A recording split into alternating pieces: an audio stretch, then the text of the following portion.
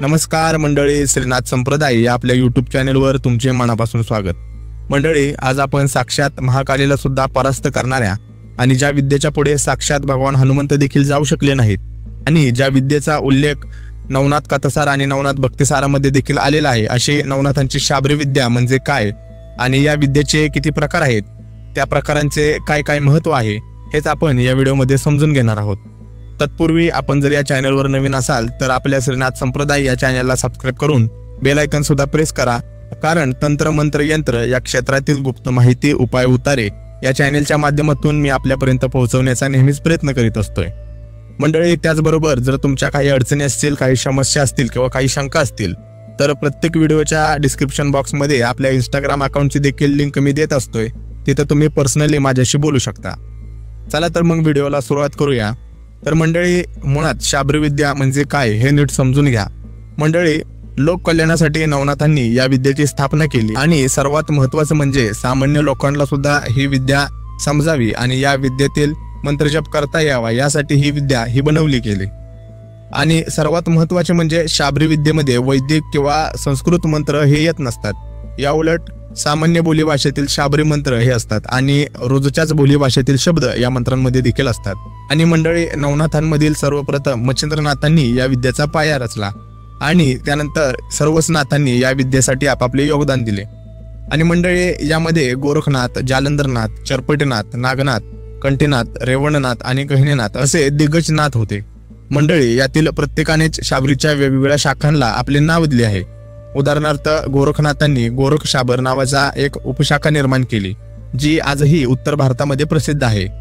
आणि त्यानंतर नाथांचे जे 84 सिद्ध शिष्य झाले त्यांनी सुद्धा ही विद्या पुढे नेली। आणि मंडळी, ही विद्या रचण्यामागे नवनाथ भक्तिसारामध्ये सांगितले आहे की कलियुगात वैदिक आणि इतर मंत्रांचा प्रभाव हा कमी होईल आणि त्यामुळे सर्वसामान्य लोकांच्या कल्याणासाठी नवनाथांनी ही विद्या रचली। कारण शाबरी विद्या ही स्वयंसिद्ध आहे, त्यातील मंत्र हे स्वयंसिद्ध असतात, त्याला नव्याने सिद्ध करण्याची गरज नसते आणि त्यांना कामासाठी जागृत करणे देखील सोपे असते।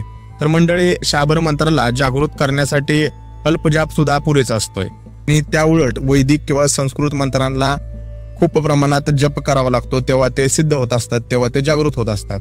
त्यामुळेच कलियुगात शाबरी विद्येला स्वयंसिद्ध विद्या देखील म्हटलं जातं। आणि मंडळी, शाबरी विद्या स्वयंनाथ रचित असल्याने तिचा तोड करणे हे देखील खूप कठीण असतं। अनेक लोकांना आजही याची प्रचिती येत असते। मंडळी, एका कथेनुसार राजस्थानमधील एका तांत्रिकाने शाबरी मंत्राचा तोड करण्याचा प्रयत्न केला होता, पण त्या मंत्राने उलट त्यालाच बांधले आणि 7 दिवस तो व्यक्ती बोलू शकला नाही। आणि मंडळी, अशाच अनेक घटना आहेत की ज्यामध्ये शाबरी विद्येचा उल्लेख येत असतोय। तर मंडळी, कोणतीही विद्या असो त्यामध्ये 2 प्रकार हे नेहमीच असतात, ते म्हणजे तारक आणि मारक। म्हणजेच त्या विद्येने आपण चांगलेही करू शकतो आणि वाईट देखील करू शकतो। हे सर्वस्वी त्या साधकावर अवलंबून असते की तो त्याचा वापर हा कशा प्रकारे करत आहे। तर मंडळी, तारक म्हणजे मुक्ती देणारे, तर मारक म्हणजे संहार करणारे। पण शाबरीतील तारक आणि मारकाची सीमा फक्त साधकाच्या मनावरच अवलंबून असते। कारण मंडळी, उदाहरणार्थ जर समजायचं झालं तर एकाच मंत्राने शत्रूला हानी देखील पोहोचवता येते आणि त्या उलट त्याच मंत्राने त्या व्यक्तीला, त्या आपल्या शत्रूला सुदबुद्धी देखील देता येते।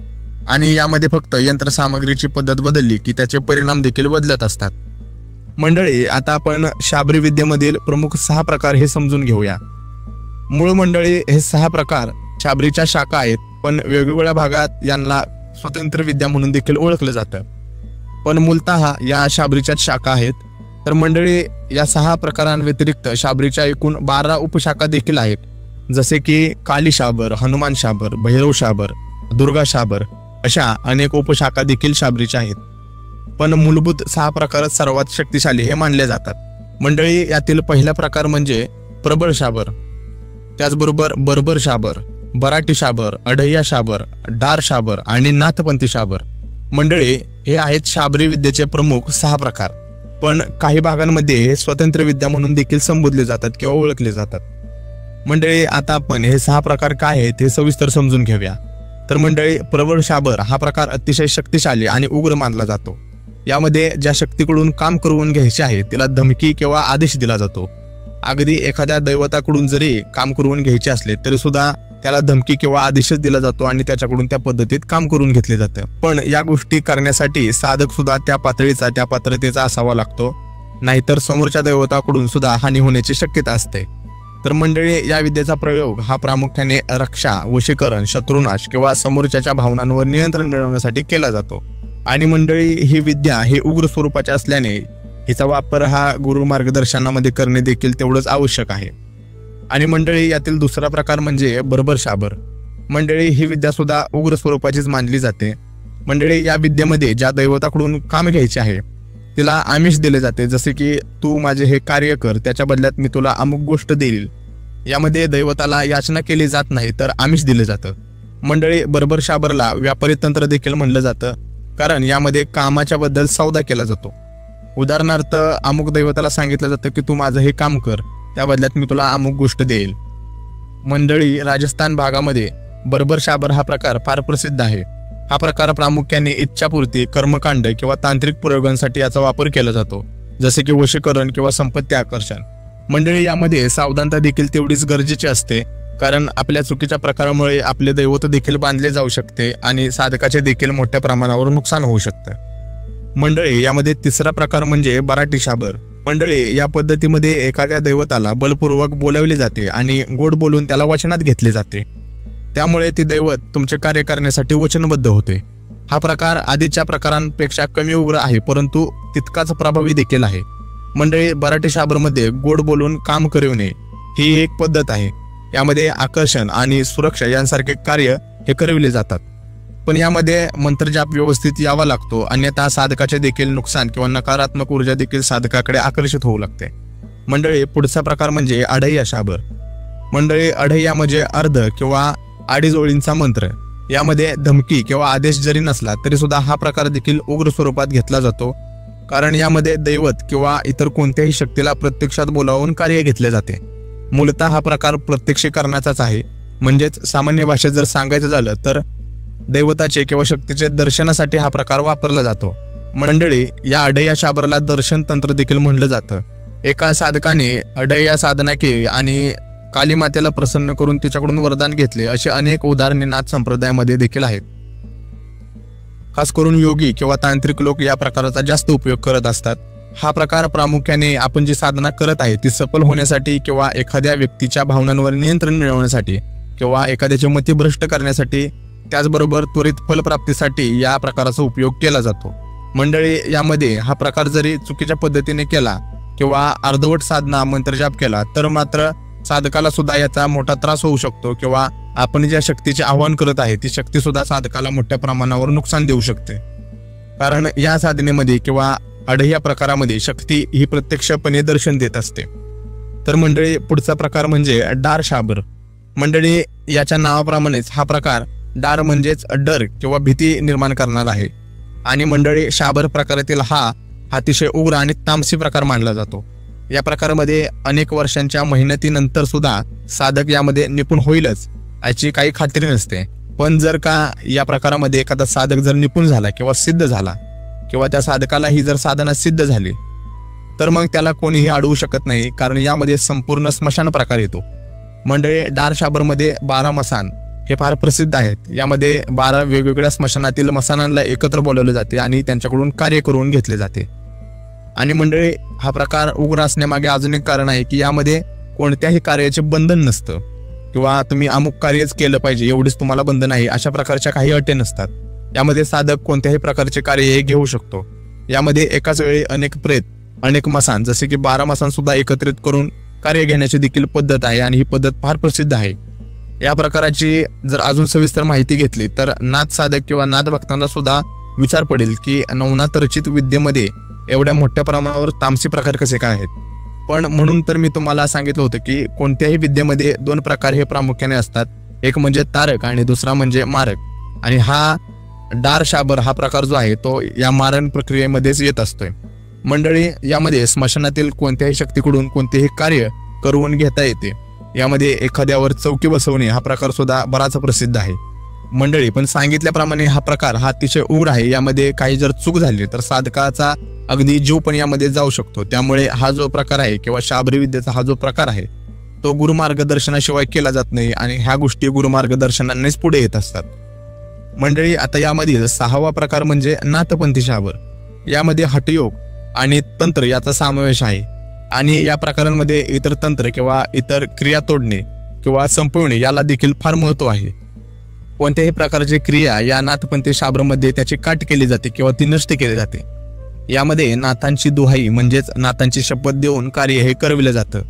आणि मंडळी, हा प्रकार उग्र नसला तरी सुद्धा हा अत्यंत प्रभावी आहे, कारण यामध्ये अतिशय गुप्त आणि प्राचीन मंत्राचा देखील वापर केला जातो।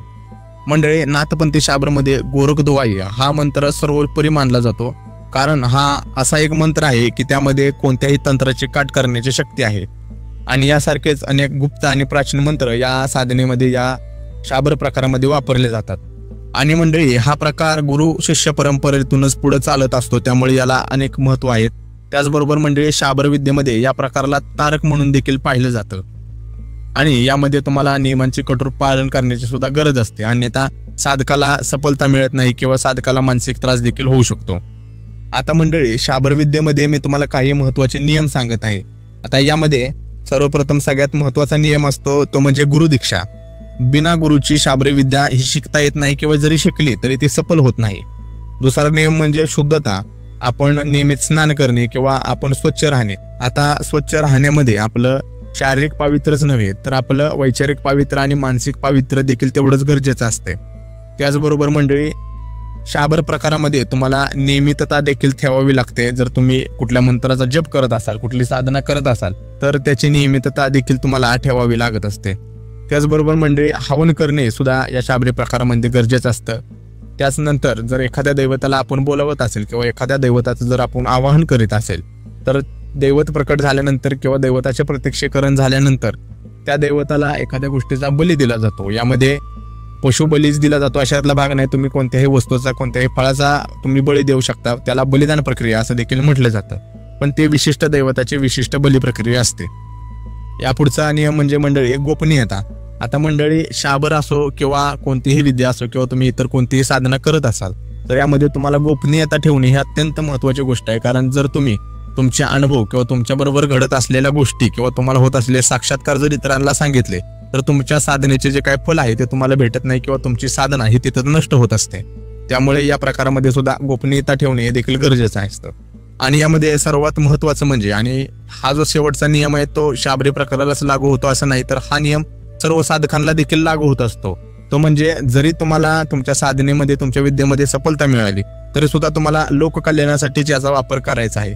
तुम्ही जर इतर वाईट गोष्टींसाठी किंवा तुमच्या स्वार्थासाठी जर या गोष्टींचा वापर केला तर या गोष्टीत जास्त वेळ तुमच्यापाशी थांबत नाहीत। तर मंडळी, वरील सर्व प्रकारांमध्ये खास करून प्रबळ शाबर आणि डार शाबर या प्रकारांमध्ये तारक आणि मारक या दोन्ही क्रिया चालतात, कारण हा प्रकार अत्यंत तामसी आहे।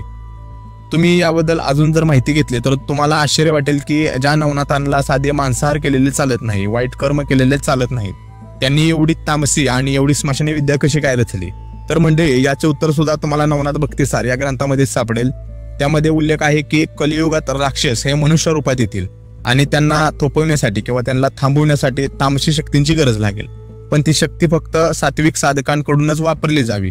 आणि मंडळी, शाबरी विद्येमध्ये नाथांनी ही गोष्ट स्पष्ट केली आहे की ही विद्या फक्त लोककल्याणासाठीच वापरावी, याचा दुरुपयोग केल्यास याचे शासन देखील त्या साधकाला होत असते। ही सर्वस्वी साधकाची जबाबदारी असते की आपण जे काही कार्य करीत आहोत, भलेही ते कार्य षटकर्मातील असेल पण त्याचा हेतू हा योग्य असावा किंवा आपण ते कार्य केल्याने इतरांचे भले होणार आहे ही गोष्ट त्या साधकाला माहीत असावी।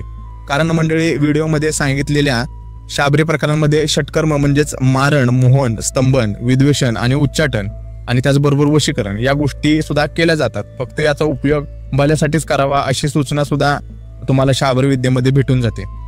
तर मंडळी, हे होते नवनाथ रचित शाबरी विद्येचे प्रमुख 6 प्रकार। मंडळी, याच विद्येच्या जोरावर नाथांनी अनेक युद्ध जिंकली, साक्षात महाकालीला सुद्धा या युद्धांमध्ये परास्त केले, ते याच विद्येच्या जोरावर। मंडळी, एका कथेनुसार गोरक्षनाथांनी भैरवाला शाबरी मंत्रांनी बांधले होते आणि त्याला सांगितले होते की तू काळ आहेस तर माझा गुरु मच्छिंद्रनाथ हा तुझ्यापेक्षा मोठा काळ आहे, आणि त्या भैरवाने हे मान्य देखील केलं होतं। मंडळी, ही झाली एक विद्या। अशा अनेक विद्या नवनाथांना अवगत होत्या आणि त्यातील काही विद्या एवढं गुप्त आहेत की सर्वसामान्य लोकांना तर या कधीच समजणार नाहीत, कारण या विद्या, या गोष्टी गुरु परंपरेतूनच पुढे जात असतात। या व्यतिरिक्त कोणालाही याची माहिती मिळत नाही। असे हे आपले नवनाथ अतिशय गुप्त आणि रहस्यमय पण तेवढेच सरळ आणि सहज प्रसन्न होणारे। तर मंडळी ही होती शाबरी विद्येची माहिती. तुम्हाला जर यामध्ये काही शंका असतील तर कमेंटमध्ये नक्की कळवा. आणि ही माहिती जर तुम्हाला आवडली तर व्हिडिओला लाईक करून आपल्या श्रीनाथ संप्रदाय या चॅनेलला देखील सबस्क्राईब करा. अलख निरंजन आदेश.